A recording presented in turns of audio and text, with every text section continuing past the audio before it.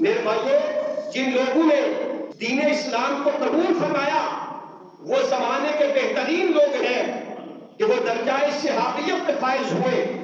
میرے بھائیو، بندہ عبادت کر کے غوث بن سکتا ہے، قطب بن سکتا ہے، ابدال بن سکتا ہے، اوتاد بن سکتا ہے، کائنات کے ہر رتبے کو پہنچ سکتا ہے، لیکن اللہ کے نبی کے صحابی کے رتبے کو نہیں پہنچ سکتا۔ یعنی وہ صحابہ جن کے ساتھ اللہ نے جنت کا وعدہ فرمایا ہے، وہ کسی نے کہا تھا وہ صحابہ جن کی ہر صبح عید ہوتی تھی، وہ صحابہ جن کی ہر صبح عید ہوتی تھی، خدا کا قرب ملتا تھا، نبی کی دید ہوتی تھی۔ یعنی سب کے ساتھ اللہ نے جنت کا وعدہ فرمایا ہے۔ اور فضول غوث اعظم پیر جیلانی رحمت اللہ تعالی علیہ آپ فرماتے ہیں، اگر مجھ جیسے 70 غوث ہوں، صحابی کو درکنار، صحابی جس گھوڑے پہ بیٹھتا ہے اس گھوڑے کے پیر کے ساتھ لگ کر جو خاک اڑتی ہے اس خاک کے ذرے کا مقابلہ بھی نہیں کر سکتے۔ یعنی بڑے بہترین لوگ ہیں جو سرکار کی خدمت میں حاضر ہوئے، سرکار کے چہرے کی دید کی، دین اسلام قبول کیا، پھر اپنے اپنے علاقوں میں چلے گئے۔ قربان جاؤں، ایسے لوگ بھی ہیں جو سرکار کے دور اقدس میں موجود تھے، وہ سرکار کی بارگاہ میں آئے بھی لیکن درجہ صحابیت میں فائز نہ ہوئے۔ وقت کی اہمیت کا بہترین اندازہ اس بات سے لگایا جا سکتا ہے کہ تابعین کے اندر جن کو خیر التابعین کہا جاتا ہے، حضرت خواجہ اویس قرنی رضی اللہ تعالیٰ عنہ، آپ سرکار کے دور اقدس میں موجود تھے،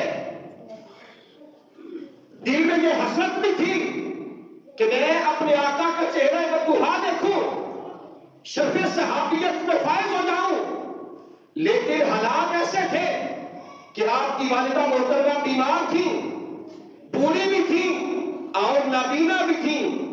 اپنی والدہ سے اجازت مانگی کہ میں سرکار سے ملنا چاہتا ہوں۔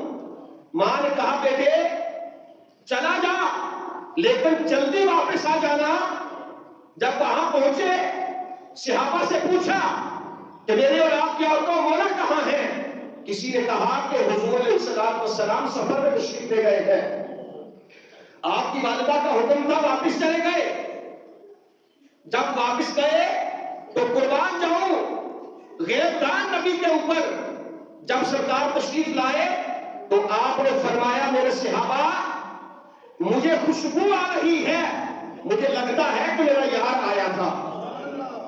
بھائی صاحبہ نے کہا، یا رسول اللہ صلی اللہ علیہ وسلم، ایک شخص آیا تھا، گنگریالے اس کے بال تھے، آپ کے متعلق پوچھا اور پوچھ کر چلا گیا۔ میرے آقا نے فرمایا کہ آج میرا اویس آیا تھا، آج میرا اویس آیا تھا۔ میرے آقا لمبی لمبی سانسیں لیتے اور جناب اویس قرنی کے سرکار فضائل بیان فرماتے۔ قربان جاؤں جناب اویس قرنی، آپ کے نصیب پر کہ ساری کائنات یہ بات چاہتی ہے کہ ہمارا خدا راضی ہو جائے، خدا چاہتا ہے میرا محبوب راضی ہو جائے، ساری کائنات خدا و مصطفیٰ کی تعریف کرتی ہے۔ میرے بھائیوں، قربان جاؤں ایسے کرنی کے مقدر پہ جب آپ تعریف کرتے ہیں تو ایسے کرنی کی فرماتے ہیں۔ آپ فرماتے ہیں، اپنی قمیص مبارک کے بٹن کھولتے ہیں اور لمبی سانسیں لیتے ہیں۔ کسی نے پوچھا، حضور کیا بات ہے؟ تو آپ فرماتے، مجھے یمن کی طرف سے خوشبو آتی ہے، یمن کی طرف سے خوشبو آتی ہے۔ صحابہ نے پوچھا، حضور اگر آپ اس سے اتنی محبت کرتے ہیں، وہ آپ سے اتنی محبت کرتا ہے تو آپ کی بارگاہ میں آتا کیوں نہیں؟ آپ کا صحابی کیوں نہیں بنتا؟ آپ نے فرمایا، اس کی والدہ بیمار ہے۔ میرے بھائیوں، والدین کو معمولی نہ سمجھا کرو۔ آج ہم اپنے والدین کو معمولی، بالکل معمولی سمجھتے ہیں، اور میرے آقا نے فرمایا کہ قیامت کی نشانیوں میں سے بڑی نشانی ہے کہ قرب قیامت لوگ اپنے دوستوں کو تو وقت دیں گے لیکن ان کے پاس اپنے والدین کے لیے وقت نہیں ہوگا۔ دوستوں کو اہمیت دیں گے اور والدین کو پس پشت ڈال دیں گے۔ میرے بھائیوں والدین کا بڑا مقام ہے. حضرت ویسے کرنی کو یہ مقام اس وجہ سے ملا کہ وہ اپنی والدہ کی خدمت کیا کرتے تھے, اپنی والدہ کا حکم مانا کرتے تھے. میرے بھائیوں میرے آقا نے فرمایا کہ ان کی بوڑھی والدہ گھر میں موجود ہے. آج والدین بستر مرگ پہ ہوتے ہیں اور ہم کا پتہ نہیں کہاں چلے جاتے ہیں. ہم جنت تلاش کر رہے ہیں, جنت تو تیری گھر میں موجود ہے. اللہ کے محبوب صلی اللہ علیہ وسلم تشریف فرماتے, ایک بندہ آیا, عرض کیا حضور میں جہاد پہ جانا چاہتا ہوں. میرے آقا نے فرمایا کیا تیرے والدین زندہ ہیں؟ عرض کیا حضور زندہ ہے. آپ نے فرمایا ان کی خدمت کر, اللہ تجھے جہاد کا ثواب عطا فرمائے گا. اس کا مطلب یہ نہیں ہے کہ سرکار نے جہاد سے منع کیا تھا جبکہ پورا لشکر جہاد پہ جا رہا تھا. ان کو سرکار نے کیوں فرمایا کہ اپنی والدہ کی خدمت کرو؟ میرے آقا ساری کائنات کے طبیب ہے, اور طبیب یہ بات جانتا ہے کہ اس بندے کو کون سا مرض ہے, کس چیز کی ضرورت ہے. جس چیز کی ضرورت ہوتی میرے آقا خود ہی اسے عطا فرما دیا کرتے تھے. آپ نے فرمایا کہ ان کی والدہ بوڑھی بھی ہے اور بیمار بھی ہے, اس وجہ سے وہ یہاں نہیں آتے. لیکن محبت کا عالم یہ ہے کہ سرکار بٹن کھول کر خوشبو کو محسوس فرما رہے ہیں.